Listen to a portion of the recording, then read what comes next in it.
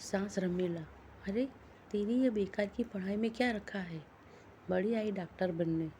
चुपचाप घर के कामों में ध्यान दे। कल मेरी सहेलियां घर पर आ रही है। उनकी खातिरदारी में कोई कमी नहीं रहनी चाहिए। बहू। जी माँ जी। प्रीति डॉक्टर की पढ़ाई कर रही थी, लेकिन उसकी सास रमीला को उसका पढ़ाई करना बिल्कुल पसंद नहीं था और वह जानबूझकर उसे घर के कामों में उलझाए रखती थी। इतने में प्रीति की बहन आती है। सास रमीला। कौन है? नीलिमा हूँ। कल प्रीति का एग्ज़ाम है, इसलिए उसने मुझसे कुछ किताबें पढ़ने के लिए मंगाई थी, वही देने आई हूँ। अच्छा, तू है नीलिमा, जो सारा दिन फ़ोन पर मेरी बहू के कान भरती रहती है? देख लड़की, अगर आज के बाद तूने मेरी बहू को उल्टी सीधी बात पढ़ाई तो मुझसे बुरा कोई नहीं होगा। और खबरदार, अगर आज के बाद तूने मेरी बहू को फ़ोन किया और दोबारा इस घर में दिखाई दी। आप किस ज़माने की औरत है? मैं तो सिर्फ आपकी बहू की मदद करना चाहती थी, लेकिन क्या करें, बेचारी की किस्मत ही फूटी है। उसे आप जैसी सास मिली है। ठीक है, जाती हूँ मैं। बढ़िया, आई मुझे भाषण देने वाली, तेरे जैसी बहुत देखी है। प्रीति। माँ जी, मेरी बहन नीलिमा घर पर आई थी क्या? माँ जी बोली। अरे, बड़ी बदतमीज है तेरी बहन। बड़ों से बात करने का ढंग भी नहीं। उसे मैंने बड़े बड़े ताने सुनाकर भगा दिया। और फिर प्रीति की सास मुंह फुलाकर वहाँ से चली जाती है। अगले दिन प्रीति का पूरा समय सास की सहेलियों की खातिरदारी में और घर के काम में बीत जाता है और प्रीति एग्ज़ाम नहीं दे पाती है। उस रात प्रीति अपने पति चेतन को सारी बात बताती है।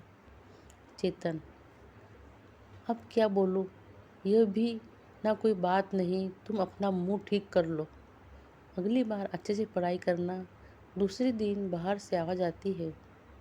अरे रमीला बहन, घर में प्रीति है? रमीला। क्या हुआ आरती, इस तरह लंगड़ा क्यों रही हो? आरती। अरे क्या बताऊँ रमीला बहन, सीढ़ियाँ चढ़ते वक्त मेरा पैर फिसल गया और पैर में सूजन आ गई है, इसलिए तेरी बहू से दवा पानी कराने आई हूँ। रमीला। मेरी समझ में नहीं आता, लोग छोटी छोटी बातों को लेकर डॉक्टर के पास क्यों जाते हैं? अरे, तेरा पैर मुड़ गया है? बस ला, अभी तेरे पैर को ठीक कर देती हूँ। दिखा तेरा पैर। रमीला आरती का पैर पकड़कर जोर से खींचती है। आरती। मर गई रे, ऐसा बोलकर जोर से चीखती है। रमीला। अरे क्या हुआ, आराम मिला? आरती। एक तो मेरा पैर पहले से ही मचका हुआ है, कहीं ऐसा ना हो कि ज़्यादा मचकोड़ हो जावे। रहने दे तू, अब मैं चलती हूँ। और वो चली जाती है। थोड़ी देर बाद प्रीति घर आ जाती है। माँ जी। अरे कहाँ मर गई थी सुबह से? प्रीति। माँ जी, मैं अपनी किताबें लेने गई थी। प्रीति अपने कमरे में चली जाती है। माँ जी। अच्छा, इन किताबों ने ही इसका दिमाग खराब कर रखा है। ये किताबें ही सारी मुसीबत की जड़ है। थोड़ी देर में ही वहाँ पेपर पस्ती लेने वाला और खाली बोतल लेने वाला चिल्लाता हुआ गुजर रहा होता है। रमीला ने बहू की सारी किताबें पेपर वाले को दे दी। पेपर वाला बोला, यह तो सब अंग्रेजी में लिखी हुई बहुत महंगी किताबें हैं। रमीला बहन बोली, तू लेकर जाता है कि नहीं? पेपर वाला सब किताबें लेकर चला जाता है। प्रीति को जब इस बात का पता चलता है तो वह बहुत दुखी होती है और अपनी पढ़ाई पूरी करने के लिए लाइब्रेरी में पढ़ने के लिए जाने लगती है। कुछ दिनों के बाद रमीला कहती है, अरे मर गई रे बाप, और वो चीखने लगती है। बेटा, क्या हुआ माँ? तुम्हारी तबीयत बिगड़ती जा रही है, वो बंगाली बाबा की दवाइयाँ नहीं लाई? माँ रमीला। अरे नाम मत ले उस ठगी का, वो खुद का उपचार ही नहीं कर सकता, मेरा क्या खा करेगा? बेटा, ठीक है ना, मैं प्रीति को फ़ोन करके बुलाता हूँ। प्रीति लाइब्रेरी में बैठे हुए पढ़ रही होती है, तभी उसके पति चेतन का फ़ोन आता है। प्रीति। जी बोलिए। चेतन। माँ की तबीयत ठीक नहीं है, जल्दी घर पर आ जाओ। प्रीति। जी मैं अभी आती हूँ। थोड़ी देर के बाद प्रीति घर पहुंचती है और कहती है, क्या हुआ माँ जी?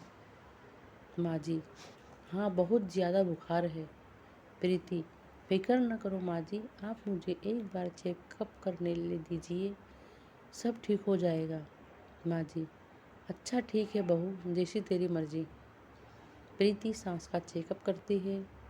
फिक्र न करें माँ जी, आपकी बीमारी समय रहते पता चल गई है, ठीक हो जाएगी।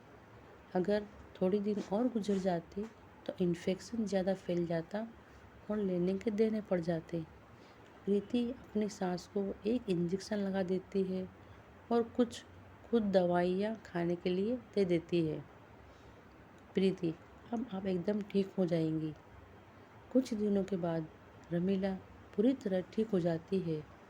अपनी बहू के साथ किए गए बुरे बर्ताव से रमीला को बहुत पछतावा और शर्मिंदगी महसूस होती है।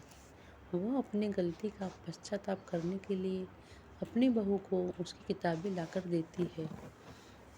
सास रमीला, मुझे माफ़ कर दे बहू, अगर तू सही वक्त पर मेरा इलाज नहीं करती तो पता नहीं क्या होता। माँ जी, आप ये कैसी बातें कर रही हैं? मैंने जो किया वो तो बहू होने के नाते मेरा फ़र्ज़ था।